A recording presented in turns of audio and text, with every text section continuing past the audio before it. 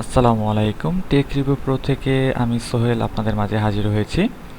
আপনাদেরকে আজকে আমরা ছোট্ট একটা এক্সেলের কাজ দেখাবো, যেটার মাধ্যমে আপনারা নতুন একটা জিনিস শিখতে পারবেন। এটা হয়তোবা আমরা অনেকে এক্সেলের কাজ জানি, আবার অনেকেই জানি না। যারা জানেন না তাদের জন্য আজকে আমাদের এই টিউটোরিয়ালটি।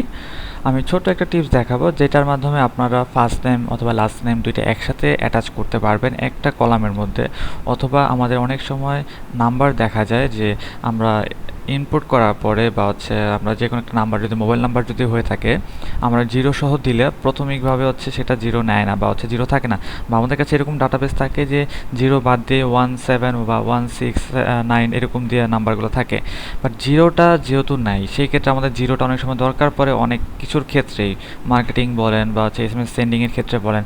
তো সেই জিনিসটা আমি মূলত আপনাদের কাছকে দেখিয়ে দিব যে আপনারা কীভাবে করে একটি ফর্মুলার মাধ্যমে আপনার এক্সেলে কলামের মধ্যে দুইটা কলামের ডাটাটা একসাথে অ্যাটাচ করে দিতে পারবেন। তো চলুন বন্ধুরা আমরা দেখে নিই, কিন্তু তার আগে যারা আমার চ্যানেলটি সাবস্ক্রাইব করেননি তারা অবশ্যই সাবস্ক্রাইব করবেন। আমার ভিডিও ভালো লেগে থাকলে অবশ্যই লাইক অ্যান্ড শেয়ার করবেন। তো চলুন বন্ধুরা আমরা দেখে নিই আমরা কীভাবে এক্সেলের কাজটি করব। এটা হচ্ছে আমাদের এক্সেল শিট। আচ্ছা, এক্সেল শিটের মধ্যে আমি একটা এখানে কলাম লিখে রাখি, first name and last name.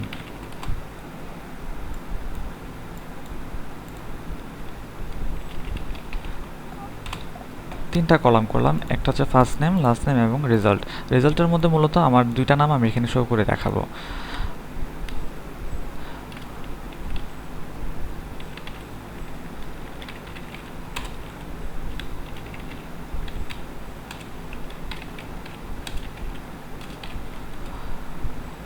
আচ্ছা, এটা হচ্ছে একটা সিস্টেম। আচ্ছা, আরেকটা সিস্টেম আমি দেখে দিচ্ছি, মোবাইল নাম্বার দিয়ে আমরা কীভাবে কাজটা করব।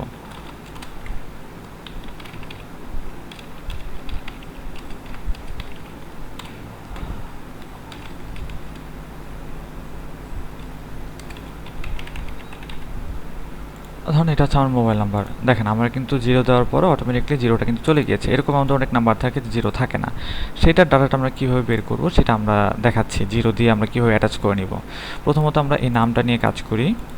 নামটা নিয়ে কাজ করার জন্য মূলত আমাকে একটা ফর্মুলা লিখতে হবে, ইকুয়াল টু কনসেন্ট্রেট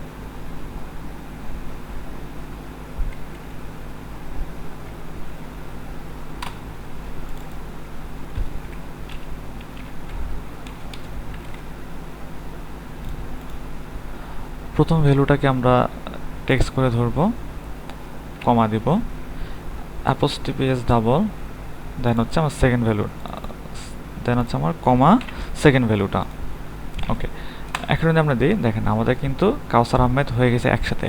এখন ধরেন আপনার মাঝখানে স্পেস দরকার ছিল, বাট আমাদেরটা দেখেন স্পেস কিন্তু নেই, কাউসার আহমেদ একই সাথে লেগে গিয়েছে। স্পেস দেওয়ার জন্য আমরা এই অ্যাপোস্ট্রফি এর মাঝখানে একটা স্পেস দিব, তাহলে কিন্তু আমাদের ফর্মুলাটা হয়ে যাবে। দেন আমরা যদি এটাকে কপি করে নিচেরটাতে আসি, সেমভাবে হয়ে যাবে। আচ্ছা, এখন মোবাইল নাম্বারের যদি হিসাবে আসি, তাহলে আমাদের দেখতে হবে এই জায়গাটায় প্রথম আবার আমরা ফর্মুলাটা লিখব।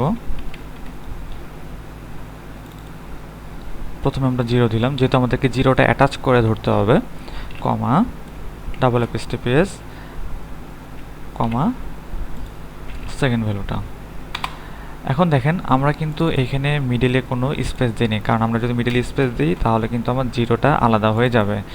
আর যেহেতু আমি স্পেস দিইনি, সো এইভাবে রাখলে আমারটা অ্যাটাচ হয়ে যাচ্ছে। এখন আমার যদি নাম্বার এখানে আরও একটা নাম্বার থাকে,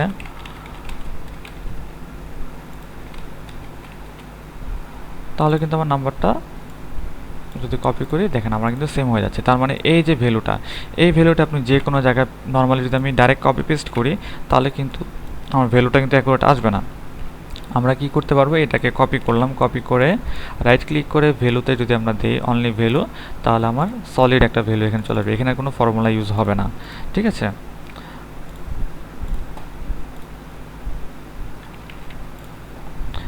এই ছিল আজকে আমাদের ভিডিওটা। এটা ছোট্ট একটা টিপস, আমি এক্সেলের যেটা মনে করি, এটা হয়তো অনেকেই জানে না বা অনেকেই জানেন না। যারা জানেন না তাদের জন্য আমাদের আজকের এই ভিডিওটা। ছোট টিপসের মাধ্যমে আমরা অনেক কিছুই কাজগুলো আমাদের যে বড় ধরনের কাজগুলো আমরা একই সাথে সহজে করে ফেলতে পারি। তো বন্ধুরা, আজকে আমাদের ভিডিওটা এই পর্যন্তই। ভালো লাগলে অবশ্যই আমাদের চ্যানেলটি সাবস্ক্রাইব করবেন এবং লাইক শেয়ার করবেন। ভালো থাকবেন সবাই, ধন্যবাদ সবাইকে, আসসালামু আলাইকুম।